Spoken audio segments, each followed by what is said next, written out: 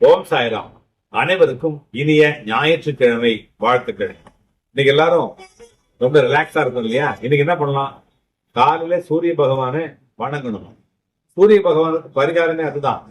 ஞாயிற்றுக்கிழமைகள்ல சூரிய பகவானுடைய நாள் இல்லையா? அதனால அதிகாலையில் எழுந்து கிழக்கு நோக்கி கருவிழியில சூரியனுடைய ஒளி படும்படி 7 முறை தண்ணீரை அர்ப்பணிக்கணும்.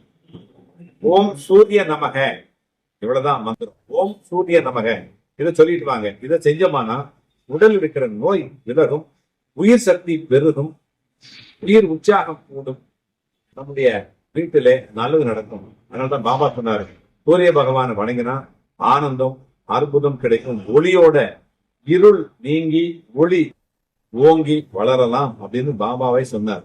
அதனாலதான் நானும் உங்களுக்கு சொல்றேன், எல்லாருக்கும் ஞாயிற்றுக்கிழமை வாழ்த்துக்கள். போய் எல்லாரும் ரிலாக்ஸா இருங்க, குடும்பத்தோட அமைதியா இருங்க.